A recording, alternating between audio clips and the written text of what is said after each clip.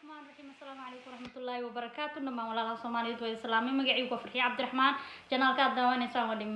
dhiman official wala leeyahay Soomaaliyeed ku soo dhawaada janaalkayga badan dad ku cusubta waxa idin kaga codsanaya please subscribe kanaalkeena noo saar kambalelka ku dhufo si uusan kaaga beerdaroon waxa soo dhigno sidoo kale commentiga inoogu reeb fikradaada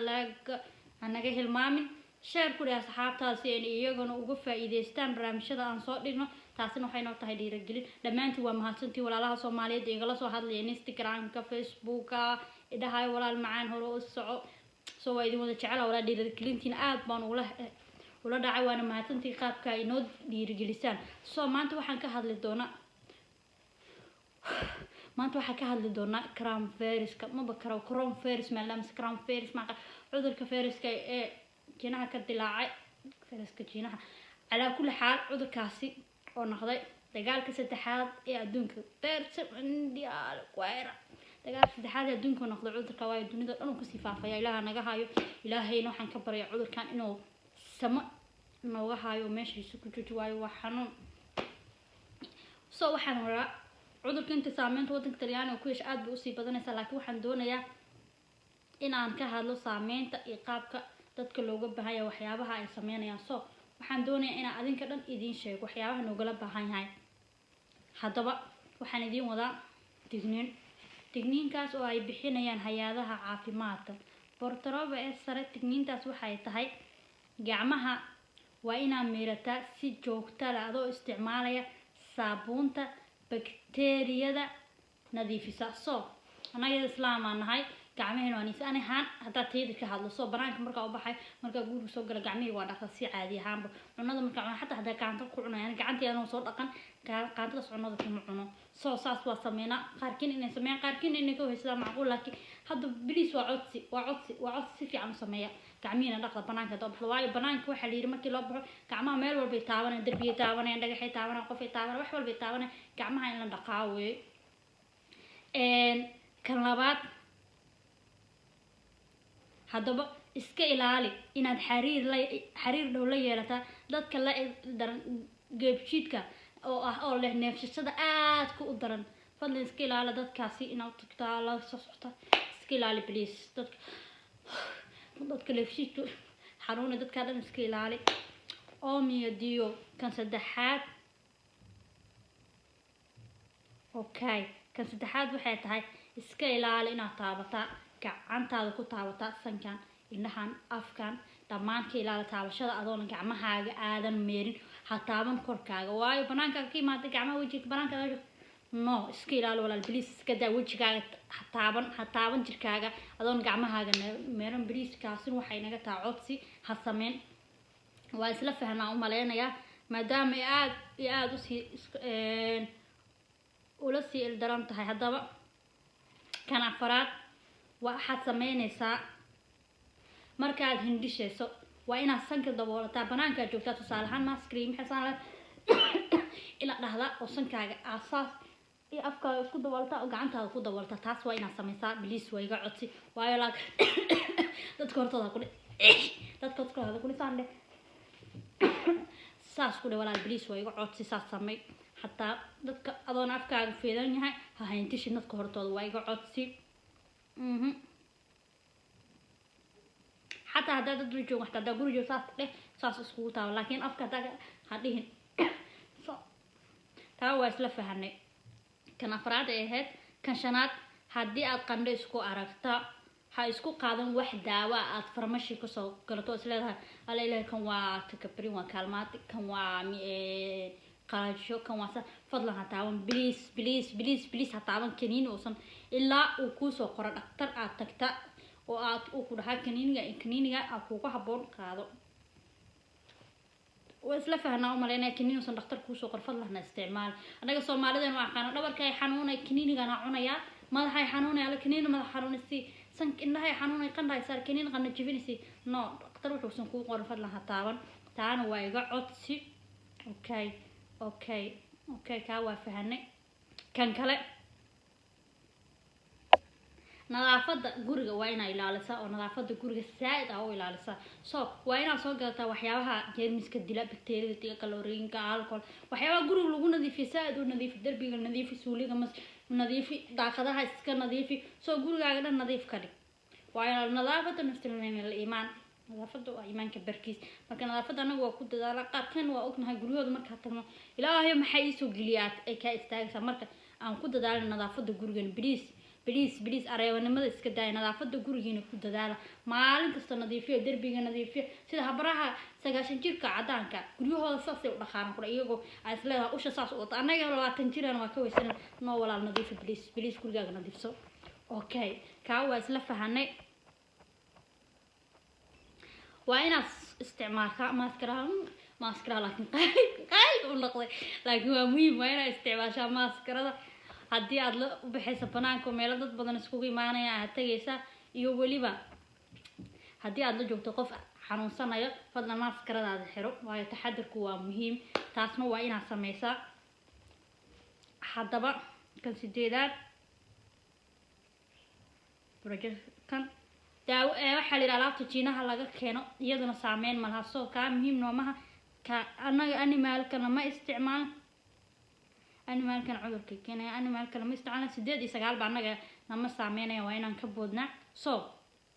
haddii aad isku aragto qandho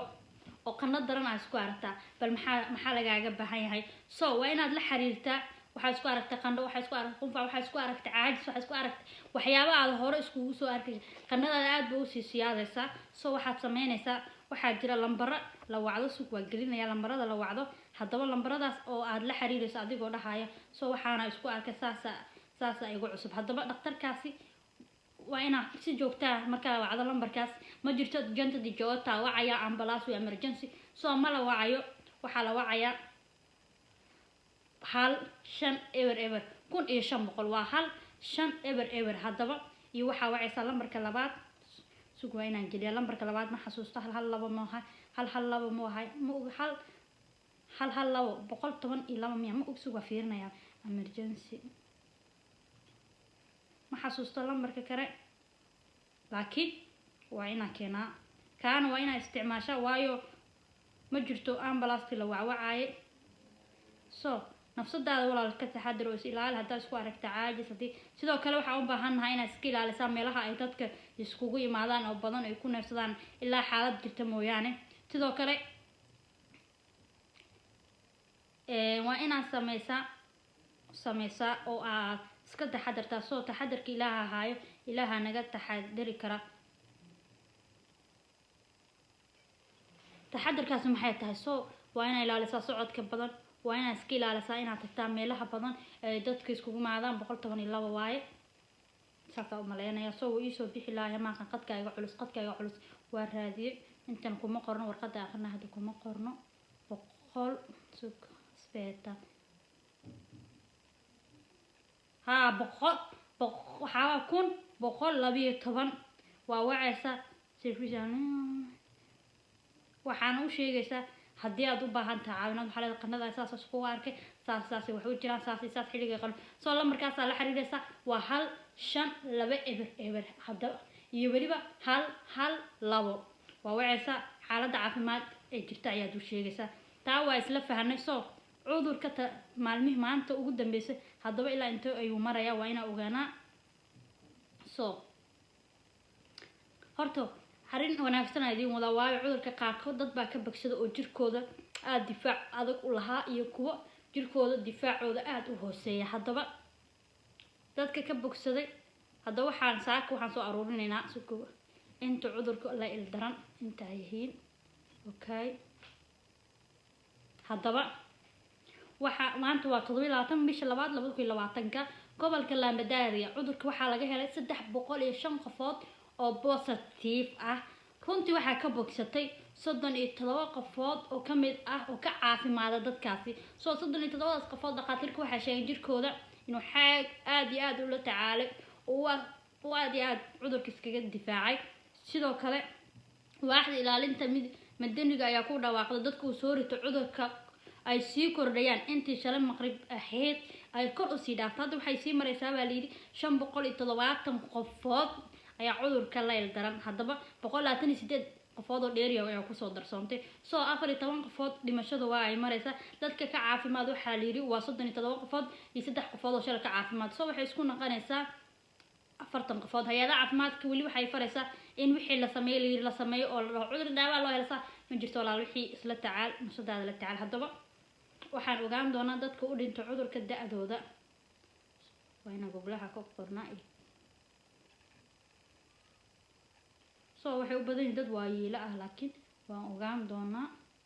coronavirus Italia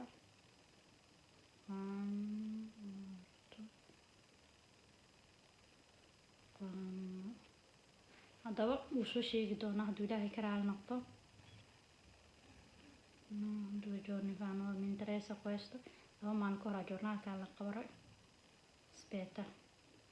waxaan doonaynaa wax hadda la qoray so waxaan u baahannaha marka walaalayaal inaan aad iyo aad iskaga taxadirnaa waayo walaa ani ahaan aad iyo aad buu cudurkan walwal iigu hayo waayo waa cudur dadka oo dhan marka neefsashada lagu kala qaadayo cudur guriga xabsi loo galayo banaanka aan la aadi karin meelna aan la aadi karin so maaskara ayaan rabay inaan maask adeegyada in raashinka wixii dhan qaali ka dhigaa wada ognahay cirka uu iska sii shareeraa waayo supermarketyada aad iyo aad bay u naqdeen mid cariiri ah so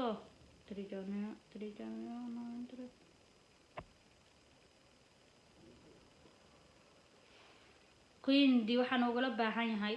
inaan taxadir ilaah ahaa nafsadeena ilaalino walaalayaal waayo cudurka aad buu usii faafayaa dhakhaatiirkana marka dambeys way kasii diraysaa waxay leedahay agente Italia allora diyaarada laga registrato 149 casi total 530 qofood ayaa u dhimatay 42 qofood ayay maraysaa hadda dadka ka bogsaday so maasha Allah 42 qofood ayay maraysaa sida hadda joornaalka aan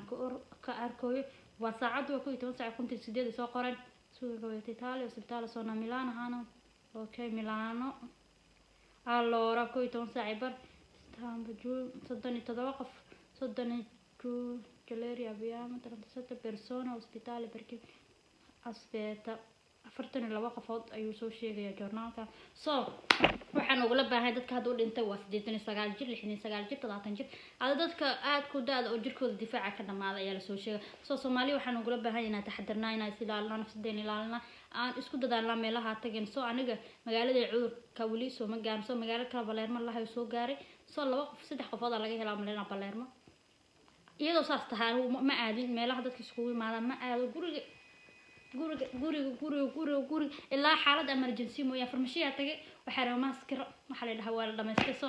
berito la soo laabo jimcaha insha Allah walaalay Soomaaliyeed waxay idinkaga digay inaad taxadartaa inaad ilaalisaa soo la wadaaga saxaabtaada si iyagana uga taxadiraan oo ilaaliyaan nadaafadooda wixii soo kordho waxaad igala socon doontaa Instagram-kiga ayaa waxba hadba xaaladda halkay maraysa ayaan soo dhigaa fadlan Instagram-kiga la socda halkaas soo dhiga waayo YouTube-ka maalin walba muuqaal inta abdu masal sameyn karo ma fahanteen marka walaalayaal iska taxadarno soo aan iscafino Soomaalidu waxa ugu baaqa dadka islaamka salaadaha inay dugtaan so wixii ugu yaabka badnaa waxa ay ahayd Milano markay salaadaha dukadaan gabar baa waxay tiri adinku waxaa tiina dad aad u adag maxaa dhacay waan ku yiri markaas ay tiri Milano waxa isugu soo baxay dad badan oo muslimiin ah hay maxay sameeyeen baan ku salaad bay dukadaan anaga noo soo duceynayay hay markaas waxay tiri ma bacad siimiya markaas waxaan ku anaga Ilaahay wuxuu noo qor Ilaahay tala saaran kama baqno dhimashada waayo dhimashada waa wax noo qor markaas ay tiri wallahi ebel waxaan niga aaminsanay tiri wax qaldan inaan sameeyay laakiin waxaan ogaaday tiri inaatiin qalbi aad u nadiif ah adinka dhan aad jeceshiin cudurka xataa isku nacina soo arintaasna waxay noqotay aad noqoto marka walaalayaal waxay jirjeenayna Ilaahay naga haynta ku kulmi doona barnaamijka sidaas inoo dira waa idin jeclaan channelka hadkii ilmaam subscribe like commentiga share ka saxaabtada kambaleel taas si barnaamijkaaga beer doon ciao nooli kulanti dambe aan isku soo duceeyna salaadaha aan dukan Ilaahay aan barino aan iska warhayno soo qof walba qofkii Soomaali u dhaw ka warhayo insha Allah bye bye